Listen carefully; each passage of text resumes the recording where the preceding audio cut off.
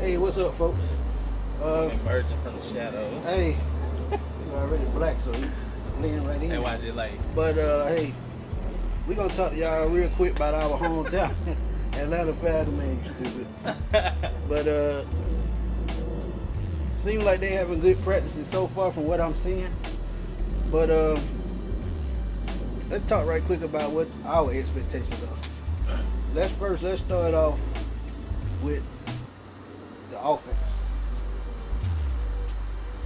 Should be a top 5 offense. Should be. Yeah, should be. They got Julio Jones back. Finally reported the count. I'm tired of hearing that, by the way. Matt Ryan got his $150 million deal. I'm tired of hearing that too. It's well deserved. But let's look inside to, the pieces that they have. I'm actually excited because you got Sanu on one side, Julio on another side, Calvin Ridley in the slot. And for a player his size, with speed and great route running ability, that's going to be a problem for defenses. And you also still got Justin Hardy. Let me go back in the shadow. Yeah, step over there for a minute. But yeah. But like I said earlier in the article I wrote, I think with all that coming together and meshing together, they can do that well, depending on the play calling. I think Austin Hooper will also be a viable weapon to that offense. Oh, Austin Hooper is amazing. He's grown every year. The only thing about him was, I know for me, I question his toughness because he let people bully him. But as far as his route running, his hands, and all that stuff, he's great. It's just that in the tight end position, you have to kind of tussle and do all of that. And right. It's easy to take his candy money. Yeah, that's true. That's the only problem I ever had with Austin Hooper. Right. And if they can get out that passing game mesh all together well, then comes the run game. Tevin Coleman and Devontae Freeman, probably one of the best duos in the league. But they've also battled injuries. If they can get over that injury bug, stay healthy for most of the season, I don't see anything that this offense can't do. I don't see anything this offense can't do either, but I also think that somewhere down the road there's something there when it comes to this running back position, because you do have Devontae Freeman, you have Coleman, and then you have Ito. Yeah, Ito Smith. That's not my cousin, by the way. So when you have somebody's going to go. Right. And I'm not necessarily sure it's going to be Tevin Coleman. I've questioned that myself. If you have a problem with concussion issues, more than likely you might be the first one on the chopping block. Now, I'm not wishing that bad or negative. I'm not speaking negative, but I'm just saying concussions are hard to come from, and once you had 2 or 3, they started one hit. That's that. And then also too, when you look at how the Falcons structure contracts, and one thing about this organization. Oh Lord, don't talk about that. But really, after this season, they can get rid of Devontae Freeman. Yeah. One thing about the Falcons that I love, from an organizational standpoint, I know that it sounds cold, but at the same time, the way they structure their contracts, they mostly pay out people in the first 2 years. All your guaranteed money is paid out in the first 2 years, so therefore, basically, a lot of the players, with the exception of the quarterback, are on 2-year deals.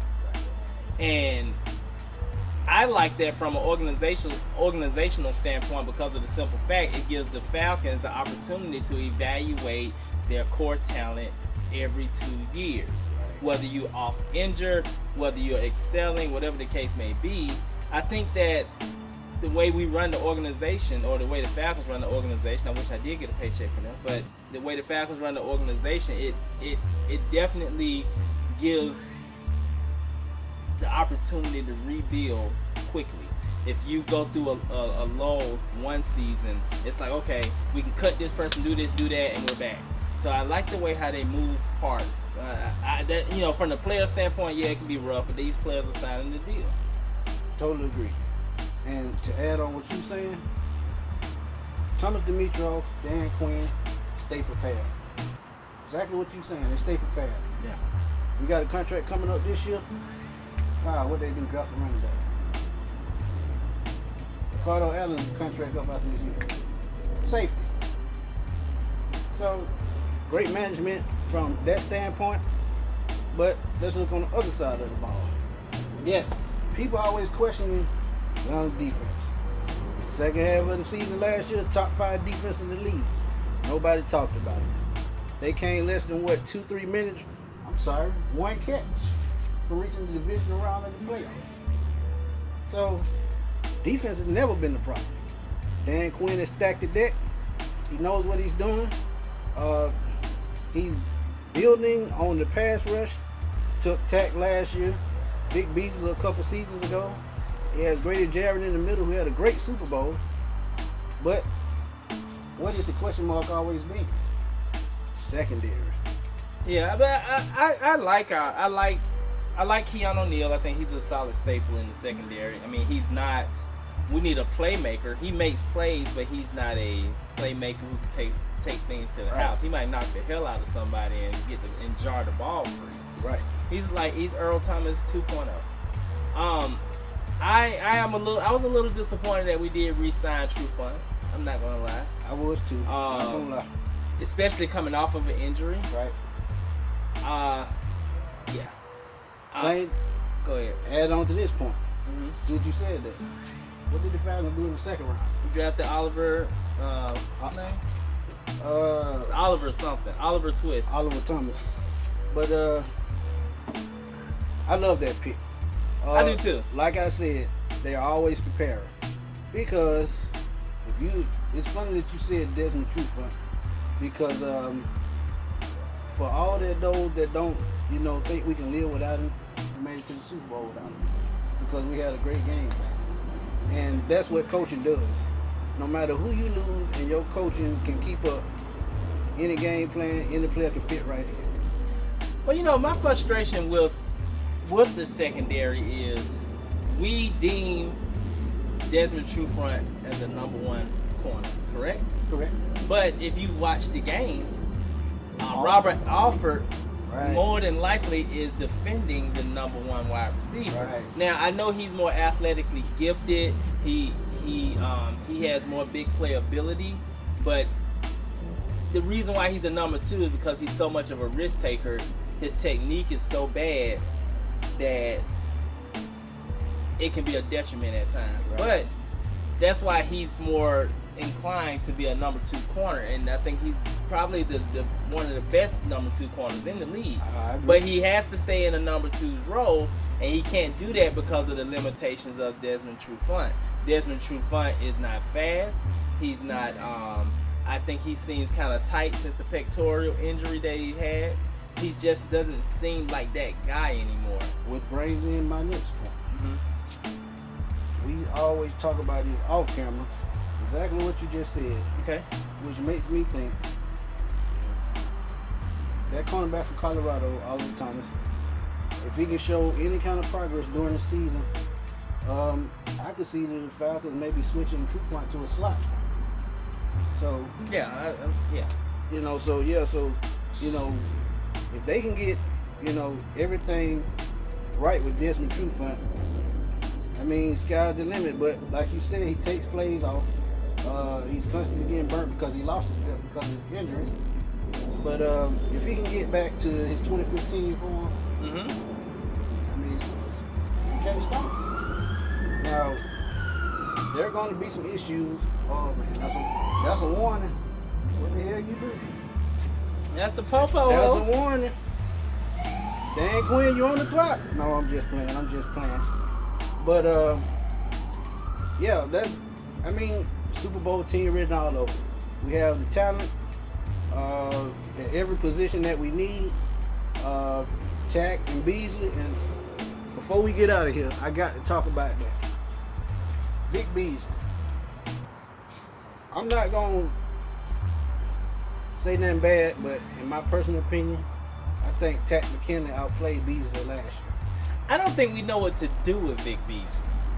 I really think they don't know what to do with him. I think they see he's probably one of the fastest defensive front 7 players that I've seen in a long time. Definitely. But he doesn't have any kind of natural technique to get himself free. You can be as fast as you want, but you can't just bull rush all the time. Yep. And on top of that, he's not really gifted enough. He's not Javion Clowney, the Javion Clowney where you can switch between linebacker and defensive end. He's not that. So I know that's what they were trying to do with him last season. I thought it was a fail in my personal opinion. But the year that he had the 15 and a half sacks. He had 5 in one game against one team. And also, he had the veteran prison of the White Freeman around. That's him. true. And he looked like he forgot everything that him and Freeman went over. But look, this is my personal opinion. My jury is still out on Vic Beasley just because of the simple fact this guy has not been consistent. Like, I'm not saying he needs to get 15 sacks every year.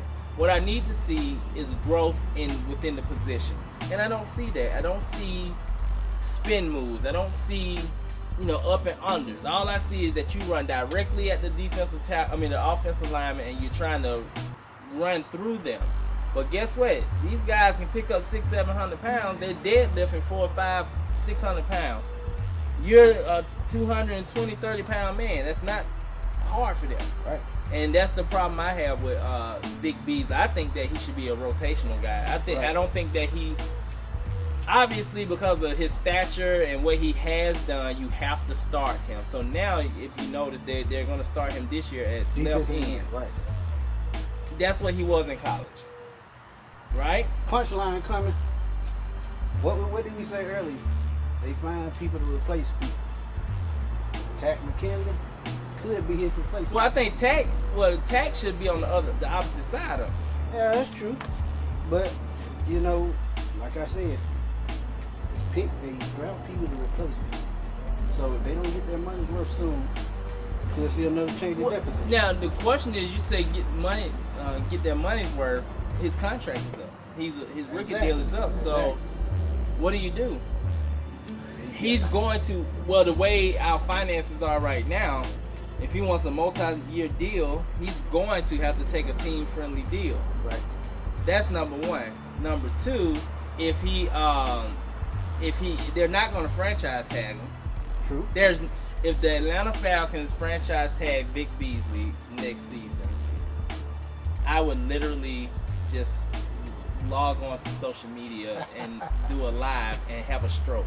I want you guys to see me have a stroke, because you're going to pay this guy like $16-17 million off a franchise tag.